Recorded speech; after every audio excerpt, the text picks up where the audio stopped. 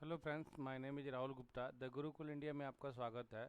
दोस्तों, मैं आज आपके लिए लेके आया हूँ, मतलब ये जो बीपीएससी टीचर का एग्ज़ाम जो हुआ था, उसमें जितने भी मैथ और रीजनिंग के जो क्वेश्चन बने थे, उसको अब मैं पूरा का पूरा फुल सॉल्यूशन देने वाला हूं। तो आप देखिएगा इसमें। एक्चुअली ये क्या है ना, इसमें किस क्वेश्चन जो भी पूछे गए हैं ना, तो ऐसा नहीं है कि सिर्फ आपको ये टीचर एग्जाम में ही पूछे जाएंगे। इसमें बहुत सारे क्वेश्चन ऐसे भी है जो कि एसएससी के बहुत सारे एग्जाम में, जैसे एमटीएस, सीएचएसएल, ये सब एग्जाम में पूछे गए हैं। तो ये आगे भी पूछे जा सकते हैं। और इसमें जो भी क्वेश्चन दिया गया ना, कंसेप्चुअली दिया गया है और इम्पोर्टेंट क्वेश्चन है, ठीक है। और आजकल एग्जाम में ऐसे ही क्वेश्चन पूछे जाते हैं, ट्रिकी क्वेश्चन पूछे जाते हैं, इजी रहते हैं, बट जिनको कंसेप्ट और ट्रिकी पता रहता है तो वो आसान से कर सकते हैं, अदरवाइज वो फंस जाएंगे, ठीक है। तो लेक्चर में शुरू से लास्ट तक बने रहिएगा, आपको सारी चीज़ें समझ में आ जाएगी, ठीक है। पहला क्वेश्चन यहाँ पे ये दिया है कि यहाँ पे 3/4 power -6 into 4/3 power -8 equals to 3/4 power n। तो यहाँ पे n का वैल्यू निकालना है, ठीक है। तो ये एक्चुअली जो ना घात और करनी का क्वेश्चन है, सर्च इंडस्ट्रीज का क्वेश्चन। आपको पता होगा कि x इंटू एम और x के पावर n ये करते तो क्या हो जाता है, x के पावर m प्लस n हो जाता है। मतलब बेस अगर सेम रहता है ना, तो मल्टीप्लाई करते तो क्या हो जाता है, ये ऐड हो जाता है, ठीक है ना। पावर को क्या करते थे, ऐड हो जाते हैं। दूसरा कंसेप्ट ये है कि x के पावर अगर a है और x के पावर अगर b है, तो अगर बेस दोनों सेम है ना, तो पावर भी क्या हो जाता है, यहाँ पे इक्वल हो जाता है। दूसरा चीज़ यहाँ पे कंसेप्ट हुआ है कि यहाँ पे x के पावर मान लो कि a है और यहाँ पे y के पावर अगर a है, तो ये भी चीज़ें मैं एक्स्ट्रा बता रहा हूँ कि अगर यहाँ पे पावर इक्वल है तो बेस भी क्या हो जाता है, इक्वल। तो सर्च इंडेक्सेस में आप लोग ध्यान रखिएगा कि पावर अगर सेम है तो बेस इक्वल होगा, बेस इक्वल है तो पावर सेम है। दूसरी बात यहाँ पे ये देख सकते हो कि यहाँ पे आपको क्या करना पड़ेगा, एक चीज़ और है यहाँ पे कि कभी भी अगर मान लो m/n है और इसका पावर -a है, तो हम लोग क्या करते हैं, इसको अगर चेंज करते हैं ना, न्यूमरेटर को डिनोमिनेटर, डिनोमिनेटर को न्यूमरेटर करते हैं, तो वैल्यू जो माइनस में है ना, वो प्लस में हो जाता है। तो पावर को हम लोग क्या कर सकते हैं, प्लस में करने के लिए n को ऊपर भेज देंगे, तो ये क्या हो जाएगा, ये हो जाएगा, ठीक है। तो यहाँ पे देख सकते हो, यहाँ पे n का वैल्यू निकालना है, तो सारे बेस को यहाँ पे इक्वल करेंगे। तो यहाँ पे सारे बेस को इक्वल करेंगे, 3/4 में लाएंगे। तो देख सकते हो 3/4 में लाएंगे, तो ये तो 3/4 है, ये 3/4 नहीं है, 4/3 है। तो इसको सिर्फ आप चेंज कर लो, तो ये कितना हो जाएगा, 3/4 का पावर -6 इंटू 3/4 पावर। अब देखो ये माइनस में तो क्या हो जाएगा, ये हो जाएगा प्लस में, ठीक है ना। +8 इक्वल टू 3/4 का पावर n हो जाएगा, बराबर। अब इसको देखो, जब बेस दोनों सेम हो गए तो पावर क्या हो जाएगा, ऐड हो जाएंगे। तो 3 का पावर 4 ये देखोगे तो ये -6 और प्लस क्या हो जाएगा, 8 इक्वल्स टू कितना हो जाएगा, 3 का पावर 4 का पावर n हो जाएगा, ओके। अब देखो दोनों बेस इक्वल है, तो बी इक्वल है तो पावर भी क्या हो जाएगा, इक्वल हो जाएगा। तो ये दोनों माइनस करेंगे तो कितना हो जाएगा, 2। और यहाँ पे पावर कितना है, n। तो ये n इक्वल्स टू कितना हो जाएगा, 2, जो कि ऑप्शन में नहीं है, तो नन ऑफ दीज हो जाएगा।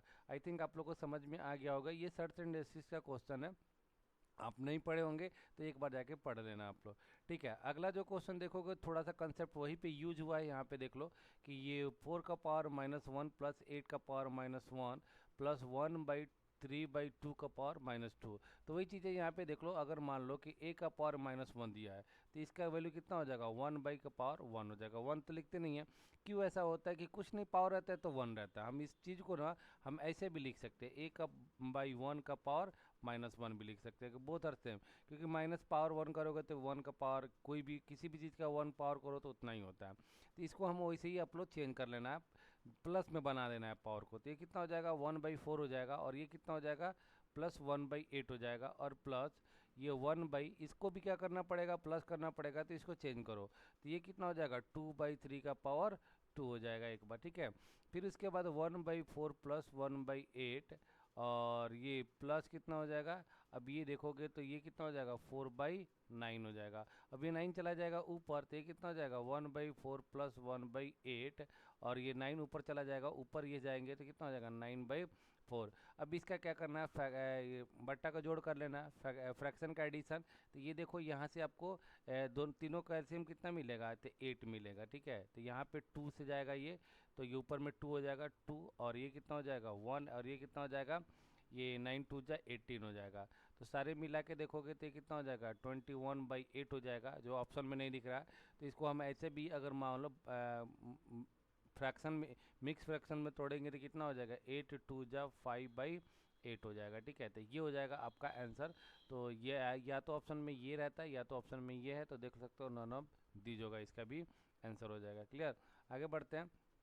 नेक्स्ट क्वेश्चन देखोगे, देखो ये क्वेश्चन जो है ना थोड़ा सा मतलब टाइम टेकिंग वाला क्वेश्चन है। ठीक है, तो ऐसे क्वेश्चन आपको एग्जाम में एक दो क्वेश्चन मिलते हैं जो टाइम टेकिंग वाला है, और इसको समझने के लिए देखो मैं बता देता हूँ सारी चीज़ें, कंसेप्चुअल मैं बताता हूँ आपको। सबसे पहले दिया है यहाँ पे a/b = 1/2, ठीक है, और 3/8 ये दे दिया।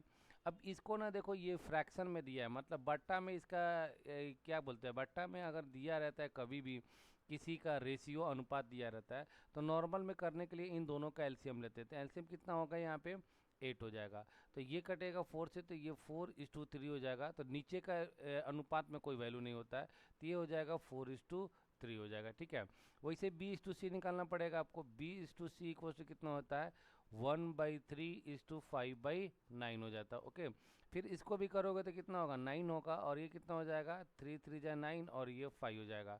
तो यानी इसका कितना हो जाएगा A/B इक्वल टू हो जाएगा कितना, A/B इक्वल टू हो जाएगा यहाँ पे 3:5 हो जाएगा। अब यहाँ देखोगे तो C/D दिया है, C/D इक्वल टू कितना दिया है 5/6:3/4। फिर से इसका एलसीएम लेंगे तो कितना हो जाएगा ये 12 हो जाएगा। ये 2 से जाएगा तो ये 5 2 जा 10, और ये 3 से जाएगा तो 3 3 जा 9, मतलब C/D इक्वल टू कितना हो जाएगा 10:9। तो ये देख सकते हो आपको A/B इतना मिल गया, और B/C इतना मिल गया, और C/D इतना मिल गया। ओके, ये हो गया। अब आपको कंबाइन रेशियो बताना है, मतलब इन तीनों का रेशियो बताना है कंबाइन। ठीक है, तो अब देखो पहले तो मैं सबको एक जगह लिख देता हूँ A/B, और बहुत सारी चीज़ें मैं आपको बताऊंगा शॉर्टकट में भी कि ऐसे आप कर सकते हो 4:3। फिर उसके बाद देखोगे तो क्या है B/C इक्वल टू कितना दिया हुआ है यहाँ पे 3:5, और C/D इक्वल टू कितना दिया है 10:9।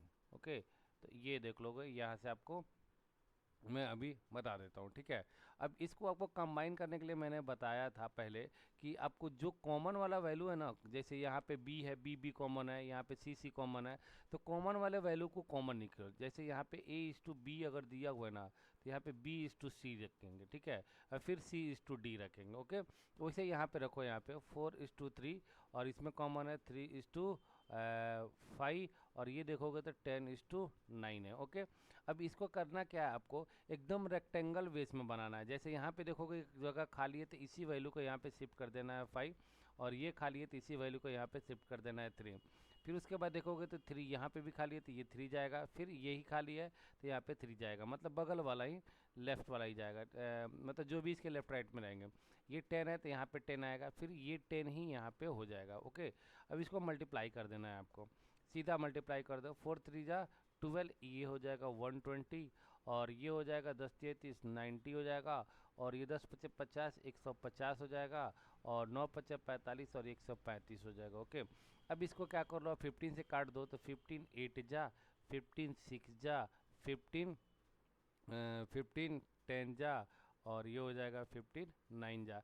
तो 8:6:9 आपका आंसर आएगा, जो कि देख सकते हो यहाँ पे ये वाला आंसर हो जाएगा। ठीक है, अब देखोगे थोड़ा सा मैं इसको बढ़िया से मैं समझाने की कोशिश कर रहा हूँ अच्छे से, कि थोड़ा सा शॉर्टकट चीज़ें आपको समझ में आ जाए तो बढ़िया रहेगा। ठीक है, आपको चाहिए तो इसका स्क्रीनशॉट ले लो, ऐसे करेंगे, बट थोड़ी सी चीज़ें मैं यहाँ पे ईजी करना चाहता हूँ आपको लिए। ठीक है, ये काम करने में थोड़ा टाइम ज़्यादा लगता है, ठीक है ना, यही काम करने में, बाकी ये काम करने में आपको टाइम नहीं लगना चाहिए। तो इसका मैं सॉल्यूशन बताता हूँ कि इसको आप कैसे करोगे। ओके, अब देखो मैं आपको कहीं पे भी क्वेश्चन, दूसरा क्वेश्चन मैं लेके देता हूँ। ठीक है, देखो एग्जाम में कहीं पे आ गया ना आपका ऐसा करके क्वेश्चन, जैसे मान लो कि यहाँ पे A/B इक्वल टू दे दिया 31:37। ओके, और B/C दे दिया आपका 37:41, और C/D दे दिया आपका कितना 41:43 दे दिया। तो यहाँ पे पूछेगा ना A/B/C/D, तो यहाँ पे क्या होगा, तो ये देखो अगर वैसे करने जाओगे ना, यहाँ पे 31:37 और 37:41 और 41:43 43, ठीक है। तो इसको करोगे तो सोच लो यहाँ पे 37 और ये भी 37 होगा और ये 41 हो जाएगा और ये 37 हो जाएगा और ये 41 हो जाएगा और ये भी कितना होगा 41 हो गया। तो इतना बड़ा मल्टीप्लिकेशन करना पड़ेगा आपको। तो ये चीज़ें ऐसा हम लोग नहीं करते हैं। देखो करना क्या रहता है आपको, कभी भी ध्यान देना, जब यहाँ पे कॉमन वाला देखो, यहाँ पे बी भी कॉमन है ना, यहाँ पे बी भी कॉमन है, तो बी और बी कॉमन है, इनका वैल्यू भी क्या है, इक्वल है, ठीक है ना। जब कॉमन वाले वैल्यू का अगर वैल्यू इक्वल रहेगा तो देखो यहाँ पे सी और डी, सी सी कॉमन है और यहाँ पे सी सी का भी क्या है, इक्वल है। जब इक्वल रहता है ना तो जो रेशियो रहता है वही आंसर हो जाता है। तो यानी इस रेशियो क्या हो जाएगा, 31:37:41:43 हो जाएगा, ठीक है। तो ऐसा आप लोग को आराम से ये बात समझ लो कि जब भी कॉमन रहेगा तो उसका रेशियो क्या हो जाता है, सेम जो रहता है पहले वाला वही रह जाता है। तो अब मैं यहाँ पे बताता हूँ आपको थोड़ी सी चीज़ें आपको करने के लिए कि इसमें भी आप लगा सकते हो ये चीज़ें, क्योंकि ये बराबर बना सकते हो आप लोग। कैसे बराबर बना सकते हो वो मैं आपको भी बता देता हूँ, ठीक है। थोड़ा सा दिमाग लगाओगे तो थोड़ा सा फास्ट हो जाएगा। ये चीज़ें देख लो। अब यहाँ पे देखोगे तो ये कितना है भाई, यहाँ पे है 10:9 है। अब देखोगे तो ये बी और बी वाला तो इक्वल ही है ना, कोई दिक्कत तो है नहीं। और ये वाला हम लोग को इक्वल नहीं है, ठीक है। तो इसको क्या करो, ये 10:9 है ना, तो इसको क्या कर लो आप, ये कर लो 5:9/2 कर लो, ठीक है। क्योंकि 2 यहाँ पे करोगे तो फिर 2 से मल्टीप्लाई करते तो भाई 2 या वही पे आ जाएगा। बस ये हो गया, आपका आंसर हो गया। तो क्या हो जाएगा 4:3:2 और ये कितना है 5:9/2। अब फिर से 2 से मल्टीप्लाई कर दो तीनों को, तो 4 2 जा कितना हो जाएगा 8, 4 3 जा 6 और 4 5 जा 10 और ये 9 जा, ठीक है। क्योंकि नीचे का 2 का कोई वैल्यू ही नहीं रहता, आपको पता नीचे का कोई वैल्यू नहीं है। तो 8:6:10:9 ये आपका फाइनल आंसर बन जाएगा। तो ऐसे आप देख सकते हो यहाँ पे आंसर हो जाएगा, ठीक है। कुछ भी अगर डाउट्स है तो आप लोग पूछ सकते हो कमेंट में, आप लोग कमेंट बॉक्स में कमेंट करना, मैं बता दूंगा। ओके, देख नेक्स्ट क्वेश्चन जो यहाँ पे है, ये क्वेश्चन है आप लोग का, अच्छा क्वेश्चन है, टाइम एंड वर्क का क्वेश्चन है, इजी क्वेश्चन है। सुरेश और शशि एक क्रमशः काम को 11 दिनों और 17 दिनों में करते हैं। दोनों ने मिलकर काम पूरा करके 5600 रुपया परिश्रम प्राप्त किया।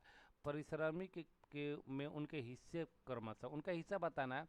तो मतलब बोला है सुरेश ने कितने दिन में किया, 11 दिन में। शशि ने कितने दिन में काम किया, 17 दिन में। तो इसका एलसीएम निकालेंगे तो हमारा क्या हो जाएगा, टोटल काम हो जाएगा, ठीक है ना। टोटल वर्क हम लोग निकाल लेंगे तो इनका एलसीएम होगा कितना, 187। क्योंकि देखो ये भी प्राइम नंबर, ये अभाज्य संख्या है और ये भी अभाज्य संख्या है, तो दोनों अभाज्य संख्या हो तो उसका एलसीएम जो निकालते हैं ना तो उनका मल्टीप्लिकेशन होता है। तो 17 × 11 करेंगे तो 187 हो जाएगा। ये कटेगा 17 से और ये कटेगा 11 से, ओके। अब इसके बाद करना क्या, अब देखो इनका जो काम करने का जो रेशियो है ना पर डे का, जो इफिशियंसी का रेशियो जब पता चल गया तो इनका इफिशियंसी कितना है 17:11 और टोटल इनको पैसे कितना मिले हैं 56,000, तो 5600। तो 17:11 इनका इफिशियंसी आ गया, मतलब टोटल ये कितना हो जाएगा 17 और ये कितना हो जाएगा 28। टोटल इनका इफिशियंसी कितना हुआ 28 और 5600। तो यानी इसको काटेंगे तो 200 से कट जाएगा, ये 200 से कट जाएगा। तो यानी 28 = 56। तो यहाँ पे अब निकाल लेंगे इसको कितना मिलेगा, 200 आया ना, 1 का वैल्यू कितना आया 200। तो यहाँ पे 1700 कितना हो जाएगा 3400 और इनटू ये कितना हो जाएगा 2200। देखो ये मैं प्रैक्टिस बेसिक कंसेप्ट नहीं समझा रहा हूँ, मैं डायरेक्ट क्वेश्चन समझा रहा हूँ, कि समझाने बैठूंगा तो बहुत सारी चीज़ें यहाँ पे। तो ये हो जाएगा 3400 और 2200, ये ऑप्शन बी आपका करेक्ट आंसर होगा, ठीक है। अगला क्वेश्चन जो दिया है यहाँ पे ना, ये भी बढ़िया क्वेश्चन है आपका, देख सकते हो आप लोग, बढ़िया क्वेश्चन दिया है यहाँ पे। जैसे AS weight is 25% of BS weight and 40% of CS weight, what % of CS weight is BS weight. अब देखो यहाँ पे ना जो दिया है ना, यहाँ पे बोल रहा है कि A का वजन B के वजन का 25% है और C का वजन का 40%, मतलब दोनों का A को ही कंपेरिजन किया है। मतलब ए का जो वजन है ना 20 से कितना 25% है और सी से कितना परसेंट है 40% है, ओके। अब देखो दोनों का कंपैरिजन किया, अब इसमें से किसी को आप क्या करो, आप मान लो 100, मान लो कि अगर सी का अगर 100 रुपीज़ है तो इसका 40% ये कितना होगा 40, और ए का जो है ना बी से कितना परसेंट है 25% है। तो जब ये 25% ए का जो वैल्यू है 25% है, तो इसका 100% कितना होगा? तो यानी 25% बराबर दिया हुआ है, बी का 25% दिया हुआ है 40, तो 100% कितना होगा? इसको निकाल सकते हो 1/4 से, तो 4×4=16 मतलब 160। अब देख सकते हो ए का वैल्यू सी के हिसाब से 40% हुआ, अब बी के हिसाब से देखो 25% हुआ कि नहीं हुआ, ये हो गया आपका। आगे क्या बोला है? सी के वजन का कितना प्रतिशत बी के वजन के बराबर है? तो सी के वजन का कितना प्रतिशत बी के बराबर है? तो सी के वजन जिसका पूछा ना, जिसका पूछा है कि कितना है, मतलब सी का वजन कितना है, तो उसको हम लोग क्या करते हैं, उसको नीचे में रखते हैं, ठीक है ना। तो ये 100 नीचे चला जाएगा। अब बी के वजन के बराबर मतलब बी से कम, मतलब जिससे कंपैरिजन करता है ना उसको ऊपर रखता है, तो ये 160 और इंटू कितना हो जाएगा, ये 100 हो जाएगा। 100 से 100 कट जाएगा तो ये हो जाएगा 160। आपका आंसर हो जाएगा ऑप्शन ए इज करेक्ट, ठीक है। ऐसे आप लोग आराम से निकाल सकते हो। नेक्स्ट में आते हैं आप लोग, ये देखोगे ये बढ़िया क्वेश्चन है यहाँ पे। ये तांबे के एक गोले का व्यास 6 सेंटीमीटर है। गोले को पिघलाया जाता है और एक समान वृत्ताकार अनुप्रस्थ काट के लंबे तार में खींचा जाता है। यदि तार की लंबाई 36 सेंटीमीटर है तो इसकी त्रिज्या ज्ञात करना है, ठीक है। मतलब आपको पता है कि एक गोला है और ये गोला है, और गोला का यहाँ पे क्या दिया है, व्यास दिया है। तो त्रिज्या बराबर क्या होता है, त्रिज्या बराबर क्या हो जाता है, त्रिज्या बराबर होता है व्यास बट्टा 2, यानी डायमीटर बाई 2 होता है, यानी 6/2 यानी कितना हो जाएगा, 3 हो गया। मतलब है स्फीयर का जो गोले का त्रिज्या हो गया ये 3 हो गया। अब देखो बोला गया कि इसको पिघलाकर क्या बनाते हैं हम लोग, तार बनाते हैं। जैसे मतलब ये तार हो गया, तो तार कैसा होता है भाई, तो तार देखोगे तो किसके जैसा होता है, सिलेंडर के जैसा होता है, यानी बेलन के जैसा होता है, ठीक है। तो इसको पिघला के हम बेलन बना रहे हैं, तो इसका जो आयतन रहेगा ना, ये आयतन के बराबर रहेगा, मतलब इसका वॉल्यूम और इसका वॉल्यूम दोनों बराबर रहेगा। तो यहाँ पे वही करना है, गोले का आयतन, गोले का आयतन, आयतन या वॉल्यूम बराबर बेलन का आयतन होगा, ठीक है, बेलन का आयतन, ओके। बेलन का आयतन यानी volume of the sphere equal to volume of the cylinder, ठीक है। तो गोले का आयतन का फॉर्मूला क्या होता है, 4/3 पाई आर क्यू, और बेलन का आयतन बराबर क्या होता है कि पाई आर स्क्वायर एच होता है, ओके। अब देखोगे यहाँ पे, तो ये देखो अब पाई से पाई को कैंसिल कर सकते हो। इसका आर का वैल्यू हमारे पास पता है, किसका, गोले का, तो 4/3 इंटू आर क्यू दिया है, तो 3 × 3 × 3 हो जाएगा बराबर। यहाँ पे आर का वैल्यू नहीं पता है, इसी का आर का वैल्यू हमको निकालना है। और एच जो कि लंबाई देखो यहाँ पे दिया, मतलब इसकी लंबाई जो हो जाएगा क्या हो जाएगा, हाइट हो जाएगा, तो यहाँ हो जाएगा 36।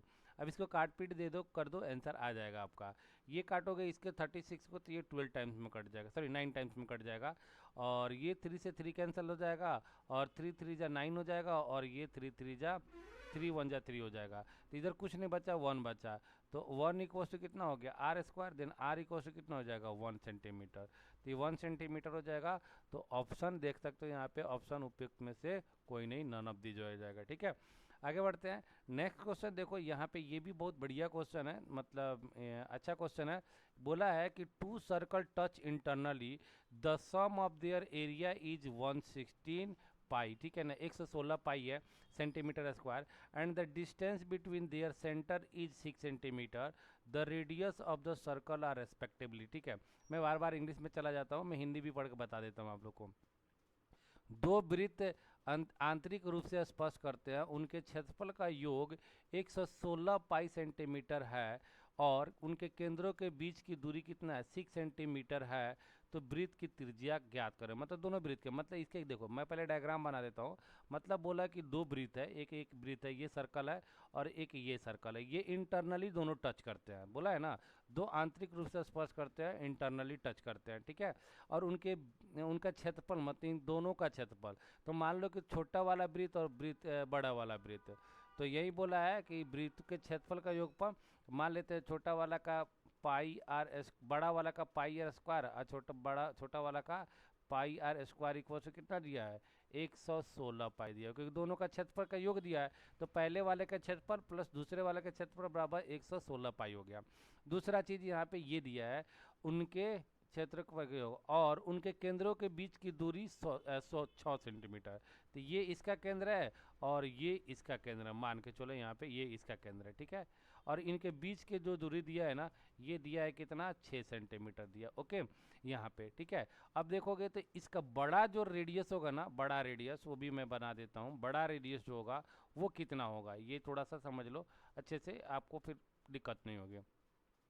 बड़ा जो रेडियस होगा, ये जो मैं ग्रीन कलर का दे रहा हूँ, बड़ा रेडियस यहाँ से यहाँ तक होगा, मतलब ये 6 सेंटीमीटर है भाई, 6 सेंटीमीटर यहाँ पे। और छोटा रेडियस मतलब यहाँ से लेकर यहाँ तक होगा, तो छोटा रेडियस भी बना देता हूँ मैं, ठीक है। थोड़ा सा पैसेंस रखो, बढ़िया से समझ में आएगी चीज़ें, ठीक है। अब देखो छोटा रेडियस जो होगा यहाँ से यहाँ तक होगा, बड़ा रेडियस ये पूरा होगा, छोटा है तो इसको मैं मान लेता हूँ आर, ठीक है।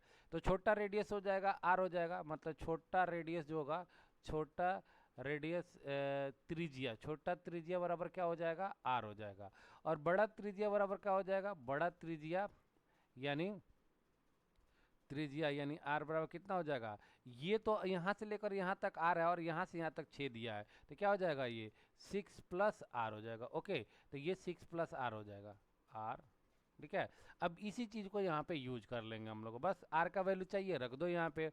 पाई कॉमन ले लो आप लोग फटाक से, आप लोग तो पाई कॉमन ले लेंगे तो आर स्क्वायर, तो बड़ा आर कितना है, 6 प्लस आर है, तो 6 प्लस, सही आर प्लस 6 करो या 6 प्लस आर करो, आर स्क्वायर प्लस छोटा आर तो आर ही है, तो ये आर स्क्वायर इक्वल टू कितना हो गया यहाँ पे, 116 पाई हो गया। अब ये देखो, ये पाई से ये पाई को कैंसिल कर दो, इसको ए प्लस बी का होल स्क्वायर पे तोड़ दो, तो कितना हो जाएगा, ये आर का स्क्वायर आर स्क्वायर, ठीक है, प्लस ये क्या हो जाएगा, ए प्लस 2ab मतलब 12r हो जाएगा, फिर प्लस 36 और ये आर स्क्वायर का आर स्क्वायर इक्वल टू कितना हो जाएगा, 116। अब देखो यहाँ पे दोनों आर को ऐड कर लोगे तो कितना हो जाएगा, यहाँ पे 2r स्क्वायर हो जाएगा प्लस 12r हो गया। और ये 116 इधर माइनस में आ जाएगा इधर, तो ये 36 और ये माइनस 116 इक्वल टू कितना हो जाएगा, 0 हो जाएगा। अब इसको माइनस कर लोगे तो कितना हो जाएगा, 2r प्लस 12r प्लस, अब इसको माइनस करेंगे तो ये हो जाएगा 80 होगा, ठीक है। तो यहाँ पे माइनस में 80 आएगा, ओके, माइनस में 80 आ जाएगा, ये इसको माइनस में कर लेते हैं, ठीक है, माइनस 80 इक्वल्स टू 0। अब देखो एक बार इसको क्या करो, 2 कॉमन में ले लो, 2 कॉमन में ले लोगे तो क्या हो जाएगा, r square plus 6r minus 80 equals to, sorry 40 equals to 0। अब देखो यहाँ पे हो जाएगा r square plus 6r minus 40 equals to 0। अब इसको फैक्टराइज करोगे तो ये टूटेगा कितने में, are square plus 10r minus ये 4r और माइनस 40 इक्वल्स टू 0। मैं ये सारी चीज़ें मैं क्वाड्रेटिक इक्वेशन में पढ़ाया था कि फैक्टराइज हम लोग कैसे द्विघात समीकरण तोड़ते हैं, तो ये देख लेना आप लोग। तो ये हो जाएगा आर, तो कितना हो जाएगा, आर कॉमन लोगे तो आर प्लस 10 होगा एक, और ये हो जाएगा यहाँ पे -4 कॉमन लोगे तो आर प्लस 10 इक्वल्स टू 0। तो ये हो जाएगा आर प्लस 10 इक्वल्स टू 0, और इसको मिला के यहाँ पे, सॉरी आर कॉमन लेना भूल गए थे, यहाँ पे आर कॉमन लोगे तो r minus 10, r minus 4 equals to 0। तो यहाँ पे तो आर का वैल्यू देखोगे तो -10 आएगा और यहाँ पे आर का वैल्यू 4 आएगा, तो मतलब यही होगा, जो प्लस में आता है वही होता है। तो एक आर का वैल्यू, छोटा आर का वैल्यू क्या हो गया हम लोग का, 4 हो गया, और बड़ा आर का वैल्यू कितना हो जाएगा, 6 प्लस छोटा आर करेंगे तो कितना हो जाएगा, 10 हो जाएगा। तो ऑप्शन बी इज करेक्ट हो जाएगा, क्लियर। तो ये हो जाएगा आपका final answer, okay. Next question पे आते हैं। अब देखो यहाँ पे क्वेश्चन ये बोला है, देखो इसको कॉन्सेप्ट से भी करेंगे और लॉन्ग शॉर्टकट भी बताऊंगा आप लोग को। बोला है एक तेज ट्रेन 600 किलोमीटर की यात्रा के लिए धीमी ट्रेन से 3 किलोमीटर 3 घंटे कम लेती है। यदि धीमी ट्रेन की गति तेज ट्रेन की गति से 10 किलोमीटर प्रति घंटा कम है तो दोनों ट्रेन की गति होगी। अब देखो यहाँ से थोड़ा सा आप दिमाग लगाओ ना, थोड़ा सा आपको चाहिए, मतलब प्रॉब्लम तो ज़्यादा नहीं होगा। यहाँ पे आप लोग थोड़ा देख सकते हो कि यहाँ पे क्या बोला है कि यहाँ पे 600 किलोमीटर का जो ट्रेवल करने में है ना 3 घंटे कम लेता है, मतलब जो ज़्यादा स्पीड पे चलता है ना वो 3 घंटा कम लेगा, ठीक है ना। एक तेज चलने वाला जो ट्रेन होगा 3 घंटे कम लगा, मतलब इसका क्या बोला है कि दोनों के समय के बीच का अंतर जो कितना है 3 घंटा है, मतलब समय का अंतर बोला है।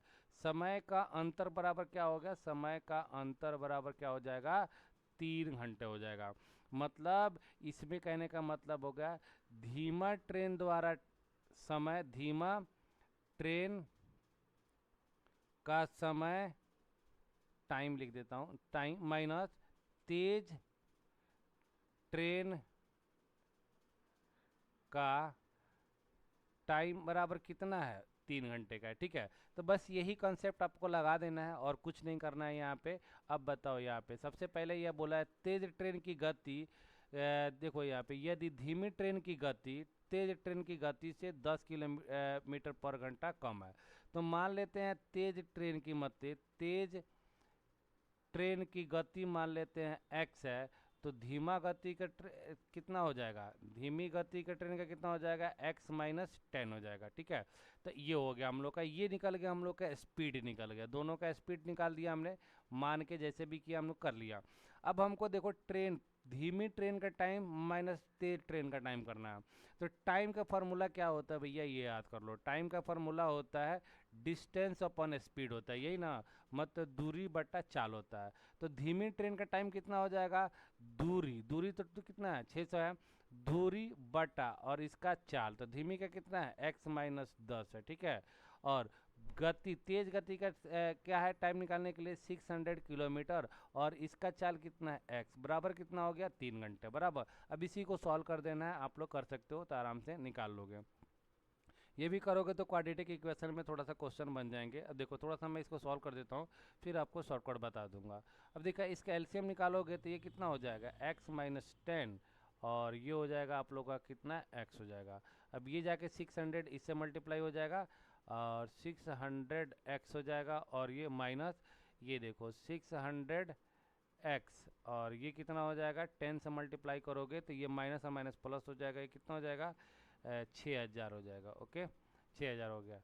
ठीक है, ये हो गया 3 हो गया। अब इसमें देखोगे तो ये दोनों तो कट ही जाएगा। ओके, अब देखो आगे बढ़ते हैं, यहाँ पे ये हो जाएगा 600, अब ये इसको मल्टीप्लाई करोगे तो ये हो जाएगा एक्स स्क्वायर, अब ये जाके इधर मल्टीप्लाई होगा, इनके साथ मल्टीप्लाई होगा, तो पहले इसको मल्टीप्लाई कर देते हैं, एक्स स्क्वायर और माइनस कितना हो जाएगा 10x, और इंटू कितना है ये 3 है। अब 3 से इसको काट लो, ये 6000 था ना, तो ये 2000 में कट जाएगा। ठीक है, 2000 में कट जाएगा। ओके, अब ये बच गया कितना हमारे का एक्स स्क्वायर माइनस 10x, और ये 2000 इधर प्लस में तो उधर क्या हो जाएगा माइनस में हो जाएगा, ये हो जाएगा 2000। ठीक है, इक्वल्स टू 0। अब इसको ब्रेकआउट करोगे, मतलब द्विघात समीकरण तोड़ोगे, तो ये होगा x square minus 50x plus कितना हो जाएगा यहाँ पे 40x माइनस 2000। कर सकते हो तो आप लोग कर लेना, देख सकते हो सीधा यहाँ पे। ठीक है, तो ये देखो ये माइनस में है, तो ये माइनस वाला वैल्यू लास्ट में क्या आता है प्लस में आएगा, तो x बराबर कितना हो जाएगा 50, और यहाँ पे x बराबर कितना होगा माइनस 40। तो ये तो होगा नहीं, मतलब पहला जो स्पीड था ना उसका निकल गया, कितना हो गया 50, और दूसरा स्पीड कितना निकल जाए 50 माइनस 10 यानी कितना हो जाएगा 40। ठीक है, तो ये हो जाएगा ऑप्शन फर्स्ट हो जाएगा यहाँ पे, ये क्लियर हो गया। क्लियर, अब देखो इसको आप लोग चाहो तो ना ऑप्शन से भी निकाल सकते हो, कोई ज़्यादा दिक्कत इसमें नहीं आएगी, मैं ऑप्शन से बता देता हूँ कि कैसे करना है। अब देखो यहाँ पे क्या बोला है ना कि 3 घंटे का टाइम लग रहा है, बराबर 3 घंटे का टाइम लग, 3 घंटे का मतलब कम टाइम लग रहा है, मतलब बड़े वाले से छोटे, जो धीमी ट्रेन चलेगी वो 3 घंटा ज़्यादा लेगी। ठीक है, तो ऑप्शन पकड़ो, देखो टोटल यहाँ पे डिस्टेंस आपके पास 600 है, तो पहला अगर मान लो ऑप्शन पकड़ो 50 से अगर डिवाइड करते हो, टाइम ही निकालना है ना, तो डिस्टेंस अपॉन स्पीड 50 से डिवाइड करते हो तो ये निकलेगा कितना 12 घंटे लेगा। ठीक है, दूसरा देखोगे तो यहाँ पे 600 को डिवाइड करोगे 40 से, तो ये कटेगा कितना बार में 15 घंटा में, तो यही हो जाएगा, यानी 12 में से 12 गया कितना बचा 3, 3 घंटे का डिफरेंस आ गया, तो यही आंसर हो गया। दूसरा वाला भी चेक कर सकते हो, देखो 600 को आप 30 से डिवाइड करोगे तो कितना बार में जाएगा 3 दूना 6, 20 घंटा में जाएगा, 20 आवर हो जाएगा, और 600 को 20 से भाग करोगे तो कितना हो जाएगा ये देखोगे तो 30 कट जाएगा, तो यहाँ पे 10 घंटे का अंतर आएगा। तो ऐसे ही आपको चेक कर लेना, फटाक से बन जाएगा, इतना काम तो नहीं करना पड़ेगा। तो ये ऑप्शन ए हो जाएगा इसका आंसर। आगे बढ़ते हैं, नेक्स्ट क्वेश्चन देखो, यहाँ पे ये भी अच्छा क्वेश्चन है, ये बढ़िया क्वेश्चन है, मतलब बच्चे लोग को लगेगा थोड़ा ज़्यादा मतलब इसमें लेंदी है, कुछ नहीं है, ठीक है। यहाँ पे x का मान निकालना है, तो एक चीज़ बताओ यार, यहाँ पे इन सबको प्लस कर दो। देखो यहाँ पे कभी भी देखो 1/x एक बार और एक बार यहाँ पे, 1/y एक बार यहाँ पे और एक बार यहाँ पे, 1/z यहाँ पे और यहाँ पे, इन तीनों को एक बार ऐड कर लो। तो 1/x plus 1/y plus 1/y plus 1/z plus 1/z plus 1/x equal to कितना हो जाएगा। अब ये वैल्यू को ऐड कर लो तो 8 प्लस 12 प्लस 10 हो जाएगा। ओके, अब देखो यहाँ पे देखोगे तो 1/x और ये 1/x कितना हो जाएगा, 2/x हो जाएगा। 1/y और 1/y कितना हो जाएगा, 2/y हो जाएगा। 1/z और 1/z 2/z हो जाएगा, इक्वल टू कितना हो जाएगा, ये हो जाएगा आपका 30। ठीक है, अब ये 2 कॉमन ले लो आप लोग यहाँ से, तो 1/x plus 1/y plus 1/z equal to कितना हो जाएगा, 30। अब ये यहाँ से क्या हो जाएगा, कैंसिल हो जाएगा 15 से। 1/x plus 1/y plus 1/z equal to कितना हो गया, 15 हो जाएगा। ओके, अब हमको चाहिए सिर्फ x का वैल्यू चाहिए, तो x का वैल्यू चाहिए मतलब इन दोनों को हम लोग को यहाँ से ख़त्म कर देना है, तो ये आ जाएगा। तो 1/y प्लस 1/z का वैल्यू यहाँ पे दिया हुआ है, देख लो यहाँ पे 1/y 1/y प्लस 1/z का वैल्यू कितना दिया है, 12। यही वैल्यू रख दो यहाँ पे, 1/x प्लस 12 इक्वल टू कितना हो गया, 15, और ये जाकर उधर माइनस हो जाएगा, तो 1/x इक्वल टू कितना हो जाएगा, 15 में से 12 गया तो ये हो गया 3। अब इसको चेंज कर लोगे तो कितना हो जाएगा, x इक्वल टू 1/3 हो जाएगा, तो 1/3 इज इक्वल टू ये हो जाएगा, ऑप्शन बी हो जाएगा। ठीक है, तो यहाँ से क्वेश्चन करने का ये तरीका ये निराली है, ऐसे भी कर सकते हो। अदरवाइज सीधा आप क्या कर रहे हो, देखो यहाँ पे देखो 2-2 बार है ना, सीधा यहाँ पे 2-2 बार देख लो, तो डायरेक्ट थोड़ा सा बच सकते हो, स्मार्ट लगाओगे। तो 8 प्लस 12 20 प्लस 10 कितना, 30। 2-2 बार है तो 2 से डिवाइड करो, कितना हो गया, 15। मतलब सबका एडिशन डायरेक्ट आप यहाँ पे 15 लाख सकते हो, और इनका वैल्यू वहाँ से माइनस कर देना, आंसर आ जाएगा। ठीक है, ऐसे शॉर्टकट में निकाल सकते हो। नेक्स्ट क्वेश्चन पे आते हैं। ये जो क्वेश्चन है ना, ये बढ़िया क्वेश्चन है। यहाँ पे ये देख लो, यहाँ पे बोला है कि यहाँ पे एक राशि में 5 वर्ष में साधारण ब्याज से 50% की वृद्धि होती है, इस दर से 12,000 का 3 वर्षों बाद ब्याज चक्रवृद्धि ब्याज क्या होगा। अब देखो यहाँ पे बोला है क्वेश्चन में ये बोल रहा है कि कोई भी मतलब पता नहीं उसने कितना 10,000 रुपया जमा किया कि 20,000 जमा किया, कितना जमा किया ये पता नहीं है, बट ये बोला है कि 5% में जो है ना उसका 50% बढ़ गया। मतलब अगर 10,000 रुपया जमा किया ना तो 5 साल में ये 15,000 हो गया, मतलब 15,000 हो गया, यानी 5,000 का ब्याज, मतलब 50% ब्याज मिला। ठीक है, तो ये देख सकते हो। तो यहाँ पे उसके बाद बोला है कि 12,000 का 3 वर्षों में कितना चक्रवृद्धि ब्याज होगा। तो चक्रवृद्धि ब्याज पूछ रहा है तो यहीं पे निकाल लेते, बट यहाँ से आर हमको नहीं पता है, मतलब दर हमको पता नहीं है, तो यहाँ से हमको दर निकालने पड़ेंगे। ठीक है, तो दर निकालने पड़ेंगे, तो एक तो तरीका है आपका, लंबा प्रोसेस है आपका, देख लो यहाँ पे दर निकालने के लिए एक तो आपको लंबा प्रोसेस है कि क्या करो, मान लो यहाँ पे दर मान लो भाई, सर यहाँ पे प्रिंसिपल मान लो, कि प्रिंसिपल कुछ भी मान लो, यहाँ पे प्रिंसिपल क्या मान लें, मान लो कि प्रिंसिपल हम मान लेते हैं कितना, x मान लेते हैं, मतलब मूलधन हमारा x, तो ब्याज कितना हो जाएगा उसका 50% बढ़ जाएगा, तो ब्याज SI कितना हो जाएगा, SI हो जाएगा x/2, मतलब उसका आधा, 50% उसका आधा हो जाएगा। अब यही चीज़ें आपको क्या करना है, रख देना है, आपको रेट निकल जाएगा। अब SI का फार्मूला क्या होता है, principal into rate into time upon कितना होता है, 100। तो SI हमारा कितना है, x/2। देखो ब्याज बोला है कि 50% चाहिए, मतलब इसका 50% कितना होगा, आधा ही होगा ना, तो ये कितना होगा x, और रेट कितना हो जाएगा, रेट ही हमको तो पता नहीं है, टाइम कितना है 5 अपॉन कितना हो गया 100। अब देखो इसको से काट सकते हो आप लोग। ठीक है, 5 से इसको काट सकते हो कितना बार में, 20 बार में कट जाएगा, और 20 उधर जाएगा तो कितना हो जाएगा 20/2, यानी कितना हो गया, रेट आपका निकल गया 10%, तो ये कितना हो जाएगा, रेट इक्वल्स टू कितना हो गया, रेट इक्वल्स टू 10%, आपका आंसर आ गया। सॉरी, रेट आया। अब जैसे ही रेट आया तो अब देखोगे यहाँ पे चक्रवृद्धि ब्याज निकालना है आपको, तो चक्रवृद्धि ब्याज कितने साल का निकालना है, 3 साल का। तो क्या करेंगे 3 साल के लिए 1 3 3 1 करेंगे। ठीक है, पहला जो प्लेस होता है 12,000 प्रिंसिपल के लिए होता है। ठीक है, फिर इसका 10% निकालना है हमको, इसका 10% कितना हो जाएगा, 1200 हो जाएगा। ठीक है, फिर इसका 10% कितना हो जाएगा भैया, 12 हो जाएगा। ओके, 120 हो जाएगा। इसका 10% कितना हो जाएगा, यहाँ पे 12 हो जाएगा। यहाँ पे 3 है तो इसको 3 से मल्टीप्लाई करो, यहाँ पे भी 3 है तो 3 से मल्टीप्लाई करो, यहाँ पे 1 है तो 1 से मल्टीप्लाई करो, और सबको क्या करना है, आपको जोड़ देना है, तो CI निकल जाएगा। 12 3 जा 3600, और ये कितना हो जाएगा 360, और ये कितना हो जाएगा 12। अब सबको ये ऐड करोगे आ जाएगा 3972 आ जाएगा।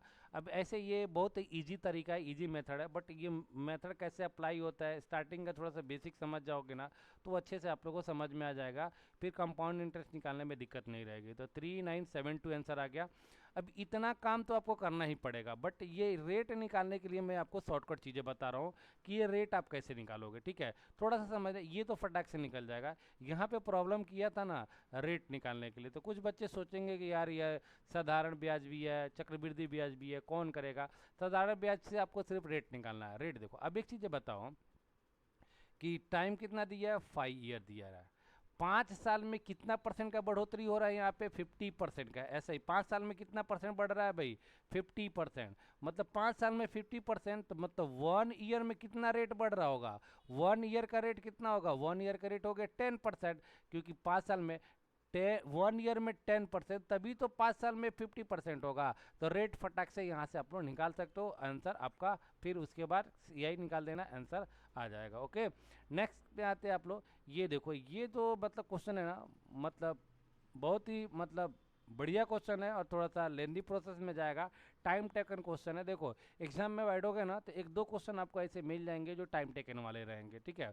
फिर भी मैं कोशिश करूंगा आप लोग को समझाने के लिए। देखो सबसे पहले यहाँ पे बोला है, एक परीक्षा में कुल अभ्यर्थियों का 37.1/2% जो छात्र आए हैं, तो सबसे पहले कुल कितने लोग रहेंगे भाई, कुल कितने लोग रहेंगे, 100 लोग, 100% लोग रहेंगे, जिसमें से बोला है 37.5, मतलब 37.5% क्या है यहाँ पे, बोला है कि 37% यहाँ पे गर्ल्स है, ठीक है, गर्ल्स है। तो बॉयज़ कितना परसेंट हो जाएगा, बॉयज़ हो जाएंगे 62.5%। ओके, अब उसके बाद क्या बोला है, छात्रों का 75%। अब देखो छात्रों का मतलब लड़के का यहाँ पे 75%, तथा लड़की छात्राओं का 62.5% सफल रहे, और यहाँ पे छात्राओं का लड़की का कितना 62.5% क्या हो गए, ये पास हुए लोग हैं, ठीक है। तो इतना इसका पास हुए, लड़की का मतलब इतना पास हुआ, तो फेल कितना हो गई, 37.5% यहाँ पे फेल हो गई। यहाँ पे बॉयज अगर इतना पास हुआ तो कितना परसेंट फेल हुआ, तो 25% क्या हो गया, फेल हो गया। ये बात समझ में, ये डेटा समझ में आ गया, ये पूरा का पूरा निकल गया, ठीक है। ये देख सकते हो आप लोग कि पास, ये सब मैंने बता दिया। तथा फेल 342 छात्राएं क्या हो गए, असफल हो गए। देखो अब छात्राएं असफल होने वाले कितनी है, 342, और परसेंटेज कितना दिया, 37.5। तो 37.5 इक्वल टू कितना हो जाएगा, 342 हो जाएगा। और हम लोग निकालेंगे 100%, तो हम लोग को गर्ल्स की संख्या निकल जाएगी। ये देखो मैं सिर्फ गर्ल्स पे काम कर रहा हूँ मैं, ठीक है। तो यहाँ पे फेल का जो संख्या दिया है ना 342 दिया है, और ये टोटल 100, क्योंकि ये रहेगा अपने आप में कितना परसेंट रहेगा, लड़की अपने आप में 100% रहेगी ना, ये इसका यहाँ पे, ठीक है ना, ये भी अपने आप में क्या रहेगा 100%। तो निकालेंगे तो पूरी की पूरी गर्ल्स निकल जाएगी। तो यहाँ से ये सॉल्व कर ले, आपको सॉल्व करोगे तो क्या आएगा आप लोग का, देख लो यहाँ पे, ये पॉइंट उठा के 0 डाल दो यहाँ पे, और इसको सॉल्व ही कर देता हूँ। 342 गुना 1000 बटा कितना 375, ठीक है। एक बार इसको 25 से काटो, 25 से काटोगे तो ये 15 टाइम में कटेगा, और 25 से इसको काटोगे तो 40 बार में कटेगा। ये कट जाएगा 3 से, और ये कट जाएगा 8 से, ये काटोगे तो ये हो जाएगा 114 114, और इसको मल्टीप्लाई करोगे तो कितना हो जाएगा, ये 912 हो जाएगा। मतलब गर्ल्स पूरी की गर्ल्स पूरा कितना हो गई, गर्ल्स की संख्या हो गया 912। मतलब ये 37 पॉइंट, ये 912 जो हो गई नहीं, पूरी की पूरी गर्ल्स हो गए। हमको चाहिए कितना, असफल छात्र चाहिए, तो पहले टोटल छात्र तो निकाल लो। तो टोटल छात्र देखो 37, आप देखो यहाँ पे 37.5% कितना हो गई, 912 गर्ल्स हो गई। तब उसके बाद बॉयज़ कितना है हम लोग का 62.5%, तो 62.5% इक्वल टू क्या हो जाएगा, बॉयज़ निकल जाएगा हम लोग का। तो ये काटोगे ना 12.5 से, 12.5 से मैं काट रहा हूँ, तो ये 3 बार में जाएगा, और ये 5 बार में जाएगा।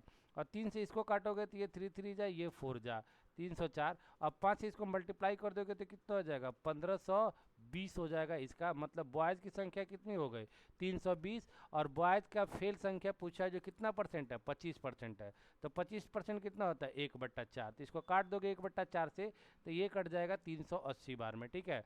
तो ये थोड़ा सा क्वेश्चन था, मतलब देखो कि टाइम टेकन वाला क्वेश्चन है, मतलब ये सब क्वेश्चन एग्जाम में नहीं बनता है, फिर भी आपको अफसोस नहीं होना कि क्वेश्चन बहुत सारे ज़्यादा रहता है, कुछ क्वेश्चन आपको छोड़ने के लिए ही बनाया जाता है, क्योंकि सारे क्वेश्चन आप 30 सेकंड से 40 सेकंड में नहीं कर सकते हो, कुछ क्वेश्चन में आपको 2 मिनट लगता ही लगता है, ठीक है। तो ये उस टाइप का क्वेश्चन है, 380 हो गया। नेक्स्ट क्वेश्चन देखो, यहाँ पे क्वेश्चन बोला है कि इनके बीच में कितने परिमेय संख्या संभव है, मतलब इनके बीच में कौन से दो परिमेय संख्या है। तो मैं देखो अलग अलग तरीके से लोग करते हैं, मेरे करने का तरीका थोड़ा सा अलग है, मैं अलग तरीके से करता हूँ। जैसे दिया है -2/3 और कितना दिया है 1/2, तो इसको मैं क्या करता हूँ ना, पॉइंट में कन्वर्ट कर लेता हूँ। इसको पॉइंट में कन्वर्ट करोगे तो कितना होगा 0.66 होगा, और इसको करोगे ना तो 0.33। देख लेना ये माइनस में और ये प्लस में। अब इनमें से आपको चेक कर लेना कौन सा इन दोनों के बीच में आ रहा है। इसको चेक करोगे तो कितना हो जाएगा ये 1/, तो ये देखो दोनों प्लस में है तो ये ऑप्शन होगा ही नहीं, क्योंकि ये माइनस में एक दिया हुआ है। नहीं नहीं हो भी सकता है, तो ये कितना हो जाएगा 0.33 हो जाएगा पहले वाला का, 0.33 चेक कर लेना पॉइंट में, और ये हो जाएगा 0.6 हो जाएगा। तो ये 0.6 जो हो गया ना, ये 0.33 से ज़्यादा हो गया, 6 जीरो भी लिख सकते हो, 33 से ज़्यादा हो गया, तो ये ऑप्शन नहीं होगा। दूसरा ऑप्शन देख लो यहाँ पे, ये कितना है, ये देखोगे तो 0.33 हो जाएगा, और ये फिर से ये देखोगे तो कितना हो जाएगा, ये -0.33, और ये हो जाएगा 0.33 हो जाएगा। ओके, तो ये इनके बीच का चाहिए, बीच का चाहिए, तो ये एग्जैक्ट आ गया, ठीक है। सेकंड वाला जो है ना ये एग्जैक्ट आ गया, तो ये भी आपका नहीं चलेगा भाई, 0.33 ये भी नहीं चलेगा। ये वाला देखते हैं यहाँ पे, ये देखोगे तो ये कितना आ जाएगा यहाँ पे, ये 0.0 माइनस 0. ये कितना होगा 0.166 हो जाएगा, मतलब 0.16। तो इसको करोगे तो कितना आ जाएगा, ये 2/3 हो जाएगा, 2/3, तो ये हो जाएगा कितना 0.66, ये 1/3, ये 0.16, तो ये तो ठीक है 2/3, तो 0.66, नहीं नहीं ये नहीं होगा, ये कितना था, अच्छा अच्छा यही होगा, सॉरी सॉरी, यहाँ पे 0.33 से लेकर इनके बीच में ही आ रहा है ना, तो मतलब यही आपका आंसर हो जाएगा आपका 1/3, ये 1/3। ओके ओके, सॉरी सॉरी, यहाँ पे देखो गलत किया है मैंने, सॉरी, देखो यहाँ पे मिस्टेक हो गया भाई, थोड़ा सा सॉरी, मैं थोड़ा सा मिस्टेक हो गया, यहाँ पे होगा 0.55, 0.5 हो जाएगा, मतलब 0.50, इसलिए ये हो जाएगा, ठीक है, ये वाला, ठीक है। बाकी देखो ये 0.6 ज़्यादा हो रहा है, मतलब लास्ट वाला भी सॉल्व किया तो ज़्यादा हो गया, फर्स्ट वाला भी सॉल्व किया तो ज़्यादा हुआ, बीच वाला देखो यहाँ पे क्या आएगा, ये इनके बीच का आंसर क्या आएगा, ये 50 है, मैं लिख देता हूँ फिर से, 0.5 है, ठीक है, 0.5, तो ये दोनों हो जाएंगे, तो ऑप्शन बी हो जाएगा, ठीक है। तो मैं पॉइंट में बदल के कर लेता हूँ, जिनको पॉइंट में बदलने नहीं आता है वो पहले पॉइंट में बदलना सीखो। मतलब क्वेश्चन मुझे इतने अच्छे लगे ना कि बस कंसेप्ट जिसका पता है ना वो फटाफट कर सकता है, बट इसको भी लोग बोल रहे हैं कि बहुत ज़्यादा डिफिकल्ट था, ये था, मुझे कुछ ज़्यादा डिफिकल्ट नहीं लगा, बट कंसेप्टुअल चीज़ें लगी इसमें। अब देखो यहाँ पे क्वेश्चन आप लोग का है, ये प्रॉब्लम एंड एज का क्वेश्चन है, एज का, आयु का। एक पिता की उम्र उसके पुत्र की आयु की 5 गुनी है, ठीक है ना।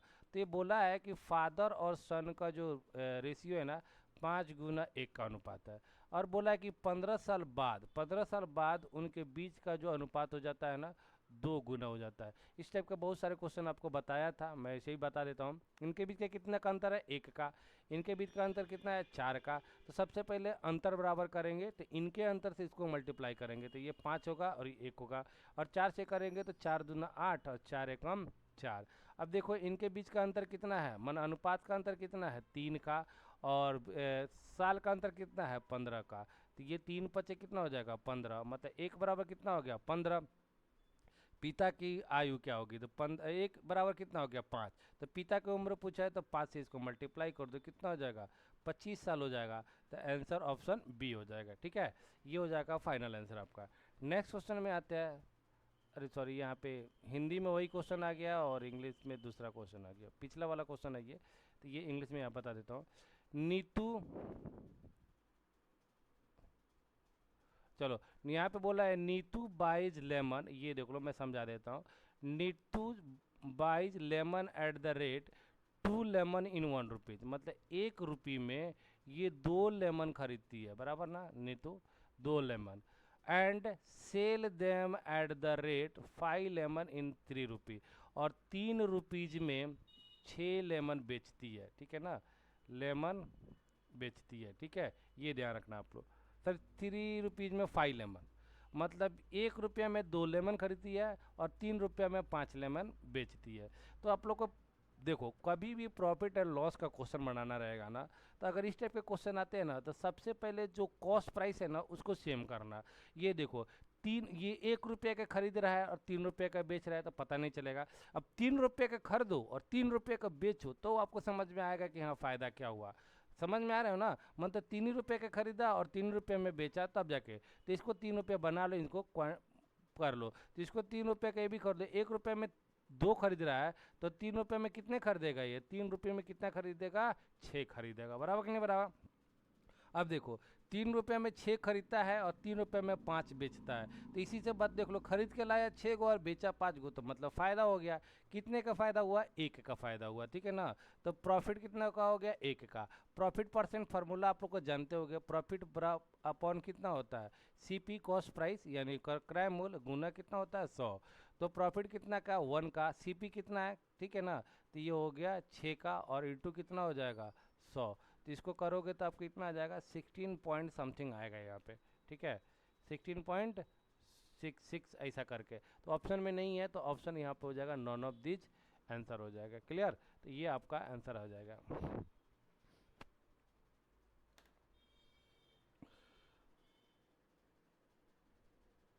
ओके नेक्स्ट में आते हैं, फिर उसके बाद आते हैं नेक्स्ट क्वेश्चन पे। अगला जो क्वेश्चन दिया है यहाँ पे, इन ए स्कूल एवरी स्टूडेंट ऑफर्स इधर हिंदी और इंग्लिश और both 58.8% Hindi, 64.2% offer English. If the total number of student is 500, how many student offer both Hindi and English. अच्छा, बोला है कि एक विद्यालय में प्रत्येक विद्यार्थी या तो हिंदी या तो अंग्रेजी या दोनों लेता है, ठीक है। तो हिंदी लेने वाले बोला है कि इतना है, अंग्रेजी लेने वाले इतने हैं, और कुल स्टूडेंट बोला है इतना है। तो हिंदी और अंग्रेजी दोनों लेने वाले कितने लोग हैं, ठीक है।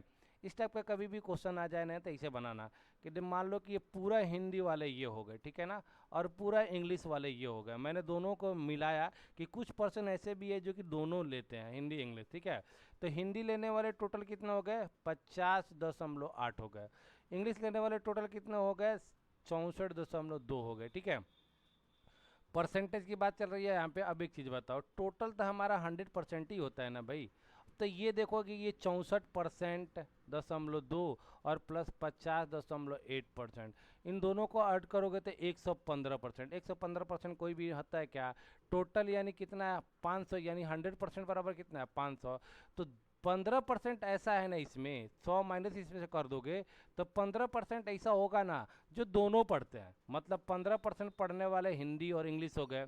अब बताओ दोनों पढ़ते हैं। अब देखो टोटल इसमें कितना चाहिए, 50.8 चाहिए, तो 15 इसमें आ गए तो इसमें कितना बचे, 15 यहाँ से माइनस कर लो तो कितना बचेगा, ये 35.8%, ये हो जाएगा 35.8%। वैसे ही देखो यहाँ पे 15 इसमें आ गए तो इसमें कितना बचे, 15 यहाँ से घटा दो तो ये हो जाएगा कितना 49.2%, तो ये हो गया 49.2%। ओके, अब ये पूछा था सिर्फ इतना। अब देखो इसको भी निकालने की जरूरत नहीं थी, सिर्फ यहीं से हम लोग का काम चल जाता। ये पूछा था तो कितने विद्यार्थी हिंदी और अंग्रेजी पढ़ते हैं, तो 15%। तो 500 का 15% कितना होगा, 500 का 15% निकालोगे तो डिवाइड बाई 100, 2 जीरो से 2 जीरो, 15 पचे 75 आ जाएगा आपका, ऑप्शन सी आंसर हो जाएगा, ठीक है। आगे बढ़ते हैं। नेक्स्ट क्वेश्चन देखो, ये भी सर्च एंड एनालिसिस का क्वेश्चन है, इसमें कोई ज़्यादा दम नहीं क्वेश्चन में, ठीक है। आपको पता है सर्च एंड एनालिसिस में क्या होता है, घात करने में सारे घात को क्या करते हैं हम लोग, जोड़ देते हैं। तो देख लो पहले तो गुना कर लो इनको x। अब देखो इसको इससे गुना करोगे तो AB, इसको गुना करोगे तो AC, तो AB माइनस AC, ठीक है, गुना x। फिर उसको करोगे तो ये BC और ये हो जाएगा BA, तो BC माइनस BA। फिर गुना करोगे तो क्या हो जाएगा, CA और CB, तो CA माइनस CB। अब देखो इसको जोड़ना है हमको, अगर मान लो जोड़ेंगे इसको तो कितना हो जाएगा, सबको जोड़ दोगे इसमें तो यहीं पे, क्योंकि एक स्टेप और भी लिख सकते हैं बट बढ़ाने की क्या ज़रूरत है। देखो ए बी और ए बी कट जाएगा, ए सी और ए सी कट जाएगा, बी सी और बी सी कट जाएगा। तो ऊपर में बचा क्या, कुछ नहीं बचा यानी जीरो। तो किसी भी चीज़ का वैल्यू अगर पावर जीरो हो तो उसका आंसर क्या आता है, 1 आता है। तो ऑप्शन बी इज करेक्ट हो जाएगा। ठीक है, नेक्स्ट क्वेश्चन पे आते हैं। अगला क्वेश्चन यहाँ पे ये बोला है कि बिना दोहराए के अंक 0 1 2 3 4 का उपयोग करते हुए कितनी 4 अंक की संख्या बनाई जाती है। ठीक है, जा सकती है। मतलब ये देखो इसमें क्या करना है आपको, 0 1 2 3 4 का यूज करके 4 अंक का कितना संख्या बना सकते हो ये पूछा है। ये परम्यूटेशन कॉम्बिनेशन का क्वेश्चन है। ठीक है, आप लोगों ने पढ़ा है तो ठीक है, नहीं पढ़े हो तो एक बार पढ़ लेना। बट मैं जो शॉर्टकट तरीका है वो अपनाता हूँ। कितने अंक का चाहिए भाई, 4 अंक का, 1 2 3 4। हम देखो 4 अंक का कोई भी संख्या अगर इसमें से बनाना है तो हम लोग क्या लिख सकते हैं, या तो हम लिख सकते हैं 4 3 2 और 0 लिख सकते हैं, दोहराना नहीं है। या तो लिख सकते हैं 3 4 2 0 लिख सकते हैं, या तो 1 3 5 4 1 3 2 4 ये सब लिख सकते हैं। लेकिन फर्स्ट प्लेस पे हम लोग क्या नहीं लिख सकते हैं, फर्स्ट प्लेस पे जीरो नहीं लिख सकते। जीरो का लिख देंगे ना तो ये 3 डिजिट का होगा। मतलब ये 5 अंकों में से कितने अंक जो फर्स्ट अंक पे रख सकते हैं, ये 4 में से कोई रख सकते हैं, बराबर ना, ये 4 में से कोई रख सकते हैं। या तो 1 रख लो, या तो 2 रख लो, या तो 3 रख लो, या तो 4 रख लो। 4 में से कोई रख सकते हैं, इसलिए मैं 4 लिख रहा हूँ। ऐसा मत समझना कि ये 4 के बदले यहाँ पे 4 लिखा हो, 4 में से कोई भी लिख सकता हो इसलिए। ठीक है, तो ये 4 में से हो गया। अब ये 4 में से कोई भी एक अंक यहाँ पे लिख लिया, मान लो कि मैंने 2 ही अंक लिख लिया, तो दोबारा 2 तो लिखना नहीं है हमको। दोबारा 2 नहीं लिखना है तो मतलब इसके स्थान पे तो 0 भी रखा जा सकता है, 1 भी रखा सकता है, 3 भी रखा सकता है, 4 भी। तो यहाँ पे कितना होगा, 4 में से कोई रख लेंगे। ठीक है, उसके बाद मान लो कि मैंने 3 को भी रख लिया, इसमें से 3 को रख लिया। अब 3 दोबारा नहीं रखेंगे तो कितने अंक बचे, 1 2 3 बचा, तो ये 3 रख सकते हैं। ठीक है, अब मान लो कि ये मैंने 4 रख लिया, अब कितना बचा है, या तो 1 या तो 0, यानी 2 बचा। अब इसी को गुना कर देना है, 4 चौका 16, 16 3 48 दुना 96, तो ये हो जाएगा 96। इसका आंसर आ जाएगा ऑप्शन ई हो जाएगा इसका करेक्ट आंसर। ठीक है, नेक्स्ट अगला देखो, ये रीजनिंग का क्वेश्चन है आपको। रीजनिंग का देखो यहाँ पे बोला है हाइट को हम लोग ये 9 6 10 8 ये करके लिखा जाता है, लूज को इतना करके लिखा जाता है, तो मोबाइल को क्या लिखा जाएगा। तो भैया कुछ नहीं है, एच आता है 8 पे, ई आता है 5 पे, आई आता है 9 पे, जी आता है 7 पे, एच आता है 8 पे, टी आता है 20 पे। तो एक एक बढ़ा के लिख दिया भाई। 8 प्लस 1 कितना हो जाएगा, 9, 5 प्लस 1 कितना हो जाएगा, 6, 9 प्लस 1 हो जाएगा 10, 7 प्लस 1 हो जाएगा 8, 8 प्लस 1 हो जाएगा 9, 20 प्लस 1 हो जाएगा 21। बढ़ा के लिख दिया है एक एक, तो वैसे ही आपको बढ़ा के लिख दो। एम आता है 13 पे, तो 13 के बदले में क्या हो जाएगा 14। ओ आता है 15 पे, तो 15 कितना हो जाएगा 16। बी आता है 2 पे, तो कितना हो जाएगा 3 हो जाएगा। आई आता है 9 पे, तो 9 कितना हो जाएगा 10। एल आता है 12 पे, तो कितना हो जाएगा 13। ई आता है 5 पे, तो कितना हो जाएगा 6। तो ये देख लो, आपको आंसर आपका जो भी ऑप्शन में मिल जाए मैच कर ले सकते हो, मैच कर लेना, जो आएगा वही आंसर रहेगा। आई थिंक मुझे लग रहा है कि फर्स्ट ही होगा।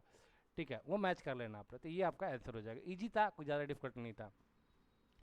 ये देखो इसका मतलब लॉजिक व्यवस्थित तार्किक क्रम में सजाना है। ठीक है, डिसेंडिंग ऑर्डर में मतलब घटते क्रम में सजाना है आपको। तो सबसे पहले प्रधानाध्यापक सबसे हाईएस्ट पोस्ट होता है, फिर उसके बाद सहायक प्रधानाध्यापक होता है, फिर उसके बाद सह प्रधानाध्यापक होता है। ठीक है ना, तो पहले आएगा दूसरा, फिर तीसरा, पहला, पहला आ जाएगा। ठीक है, तो ऑप्शन बी करेक्ट हो जाएगा। ठीक है, नेक्स्ट क्वेश्चन में आते हैं। अब देखो यहाँ पे ये क्वेश्चन जो है ना, अच्छा क्वेश्चन है, मतलब बढ़िया। एक व्यक्ति 4 बच्चों के बीच कुछ मतलब उसके पास जो पैसा वगैरह है ना बांट रहा है। तो पहले बच्चे को कुल का 1/2 मिलता है। मतलब मान लो कि बच्चे 4 व्यक्ति थे, ए बी सी डी।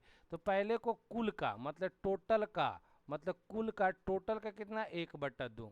ठीक है, और दूसरे बच्चे को पहले बच्चे का 1/4। तो पहले बच्चे को कितना मिला, इतना मिला, t/2 मिला, तो इसका 1/4। ठीक है, फिर उसके बाद तीसरे बच्चे को कितना मिला, तीसरे बच्चे को पहले बच्चे का 3/4। तो पहले बच्चे का 3/4 यानी t/2 का कितना 3/4 मिला। ठीक है, अब इन तीनों को जोड़ के एक में से क्या करना है, आपको घटा देना है। ठीक है, तो ऐसे आपको आंसर मिल जाएंगे। तो देखो यहाँ पे कर लेते हैं हम लोग, क्या हो जाएगा 1 माइनस ये क्या हो जाएगा 1/2 प्लस ये कितना हो जाएगा 1/8।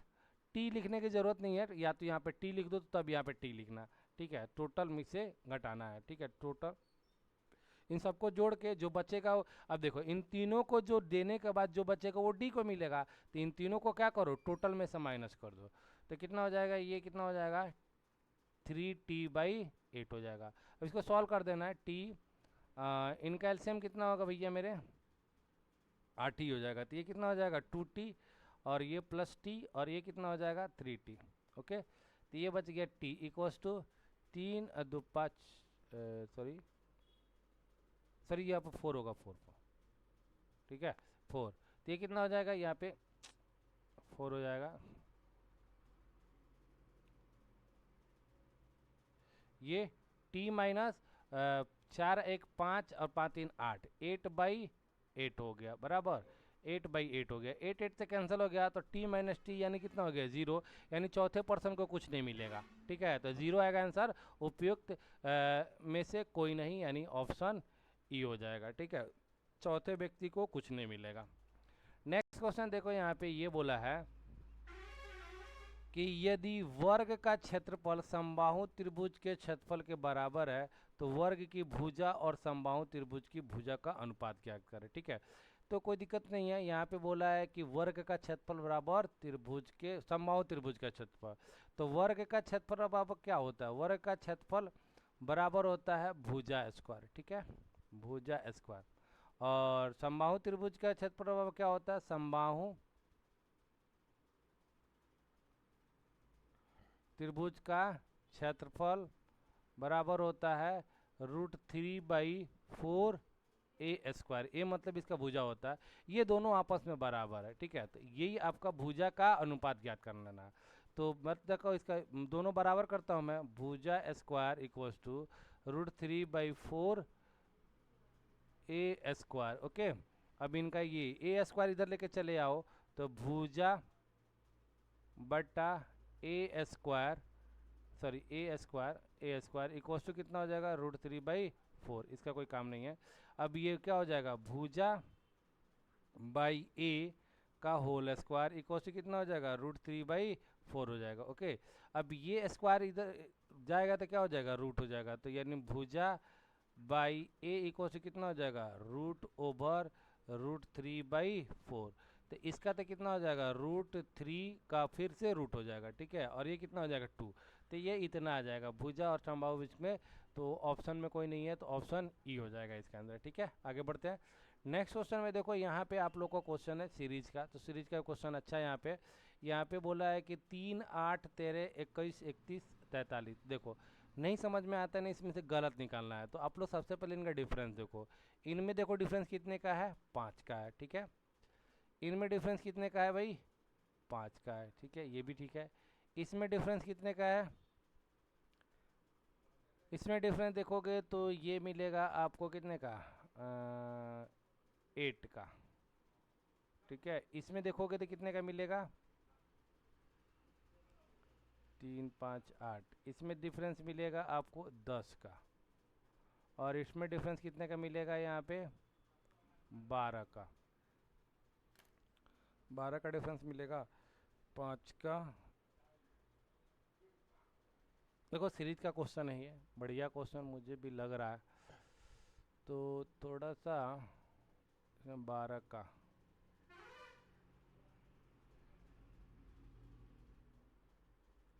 3 8 यहाँ पे लिखना 3 8 13 21 31 43 में देखोगे तो 5 का है, इसमें देखोगे तो 5 का है, यहाँ पे देखो तो 8 का है, और इसमें देखोगे तो 10 का है, और इसमें देखोगे तो 12 का है। ठीक है, यहाँ पे क्वेश्चन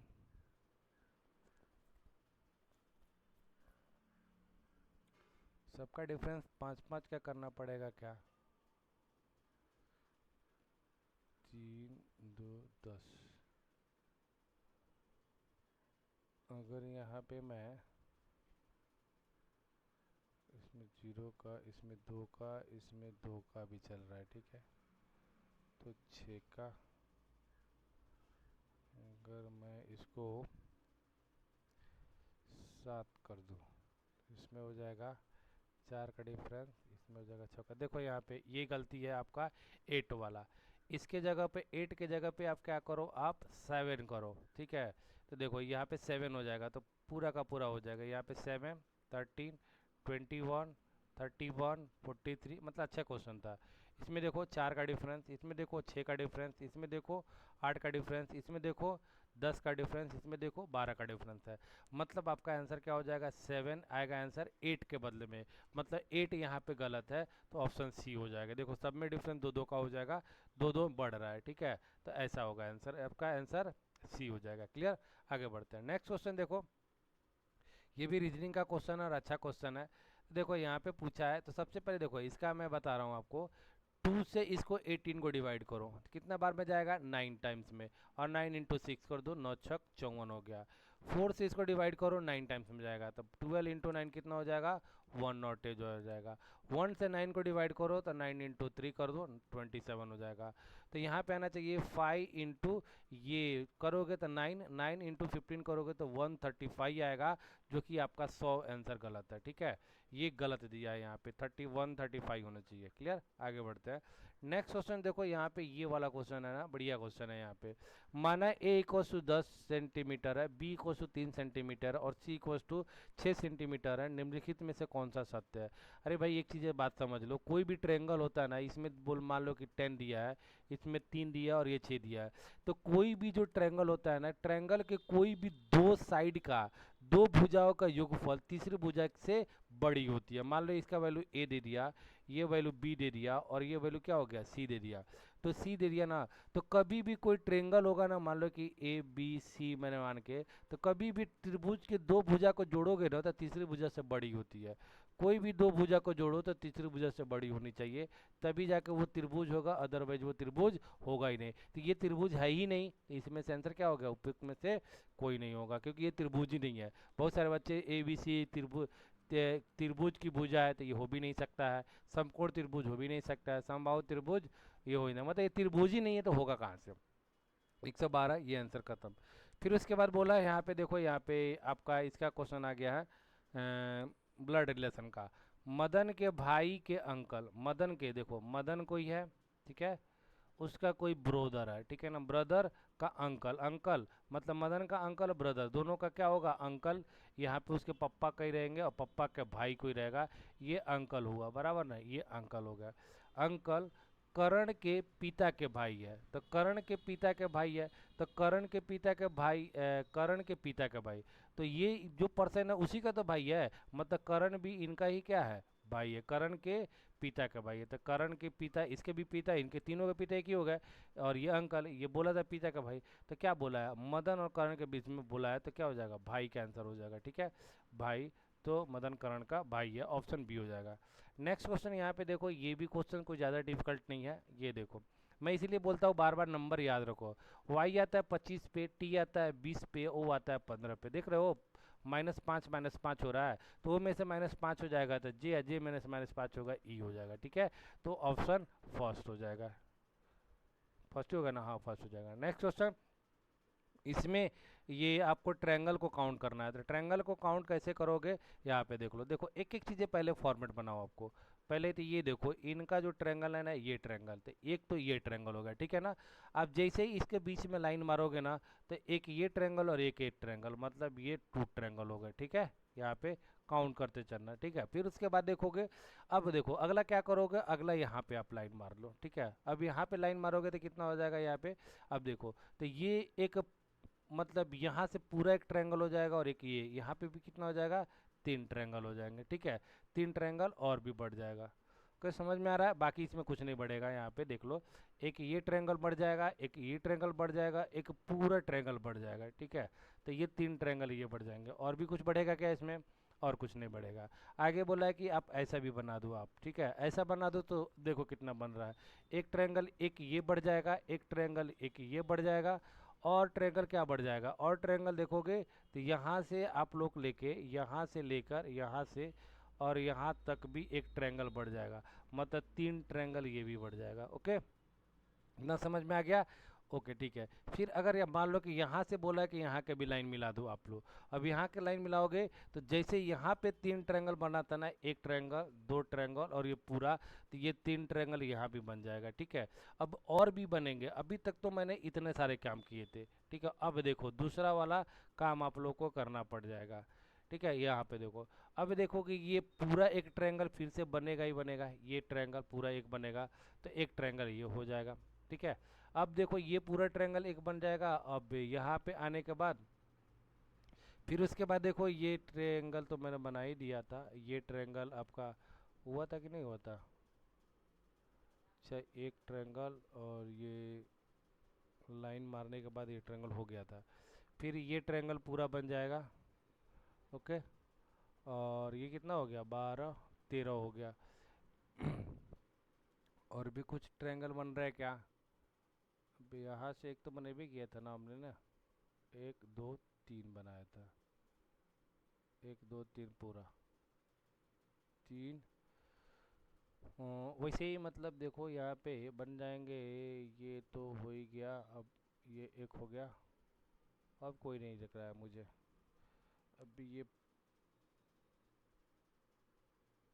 पूरे ट्रायंगल का भी एक बनेगा ना। एक मिनट, यहाँ पे थोड़ा सा मैं जल्दीबाजी कर दिया हूँ। एक ट्रायंगल यहाँ पे, इसको गिना कि नहीं गिना ये देख लेता हूँ मैं, बस यही। एक ट्रायंगल, 2 ट्रायंगल, ये पूरा को मैंने 3 ट्रायंगल जोड़ दिया है, तो ये पूरा का ट्रायंगल जोड़ा ही गया है, ठीक है। तो यहाँ पे इतना ही ट्रायंगल होगा तो 13 हो जाएगा। देखो कभी भी गिनने जाओ ना, तो जहाँ पे आप अटक जाओगे ना कि नहीं यार ये इतना है पे, मतलब 13 आ गया ना और 13 के बाद नहीं मिल रहा है, तो वो मार्केट के रिक्स ले लेना कि 13 आंसर हो जाएगा। आगे आप काउंट करने की कोशिश मत करना कि ये आएगा या नहीं आएगा, ठीक है। लेकिन इतना तो रिस्क ले सकते हो सकता है कि मैं देख लो काउंट कर लेना, मेरे हिसाब से तुम्हें 13 होना चाहिए, ठीक है। मतलब काउंट करते करते करते जहाँ पर आपका एंडिंग हो ना और वो ऑप्शन में रहे, तो पहले वो ऑप्शन मार के निकल जाओ, ठीक है। आगे बढ़ते हैं। फिर यहाँ पे देखो, यहाँ पे डायरेक्शन का क्वेश्चन है। यहाँ पे आशा 3 किलोमीटर दक्षिण की ओर चलती है, ठीक है, तो दक्षिण की ओर 3 किलोमीटर भैया, ठीक है। और फिर दाएं मुड़कर 2 किलोमीटर चलती है, फिर दाएं मुड़ जाओ 2 किलोमीटर, फिर वो दाएं मुड़कर 3 किलोमीटर, मतलब 3 किलोमीटर नीचे आई थी तो 3 किलोमीटर इसके सामने ही हो गई। दाएं मुड़कर 3 मिनट चलती है और अपने बाएं मुड़ती है, फिर अपने बाएं मुड़ेगी इधर और सीधा चलना शुरू करती है। वो किस दिशा में चल रही है, तो पश्चिम दिशा में चल रही है, ठीक है। नेक्स्ट क्वेश्चन देखो, ये भी आप लोग का क्या है, ये सीरीज का क्वेश्चन है आपको। तो देखो ये सीरीज का क्वेश्चन 28, अगर मान लो कि इसमें से डिफरेंस देखे तो कितना होगा, ये डिफरेंस होगा तो 58 का डिफरेंस होगा, और इसमें डिफरेंस होगा तो कितना हो जाएगा, 16 12 कितना हो जाएगा, 28 हो जाएगा। तो नहीं मज़ा आ रहा है, 58 और ये 28, फिर इसमें डिफरेंस देखोगे तो कितना होगा, 84 का होगा, 84 का। अरे हाँ देखो यहाँ पे ऐड किया, चलो चलो समझ में आ गया आप लोग को।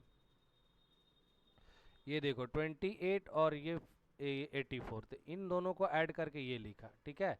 फिर इसके लिए क्या किया, इन दोनों को ऐड करके ये लिखा। ओके, तो ऐड करते जा रहा है, तो कौन सा गलत है ये बताना है, ठीक है, कौन सा गलत है ये बताना है। तो ये दो 28 से जोड़ा तो 112 आया, 112 और 84 जोड़ा तो 196 आया, 196 और ये दोनों जोड़ेगा तो कितना होगा, ये मतलब 308 हो जाएगा, ठीक है। अब 308 में आप इन दोनों को जोड़ोगे तो कितना होगा, 308 प्लस 196, तो ये हो जाएगा 14 10 और ये 504, ठीक है, ये भी ठीक है। 504 में ये दोनों जोड़ लो तो ये कितना हो जाएगा, ये 872 थोड़ी ना, 5 3 8 4 12 होगा, 812 होगा, ठीक है। तो ऑप्शन सी हो जाएगा, यहाँ पे रॉन्ग हो जाएगा। नेक्स्ट क्वेश्चन पे आते हैं। हाँ ये देखो, आपको कोडिंग डिकोडिंग का क्वेश्चन है यहाँ पे।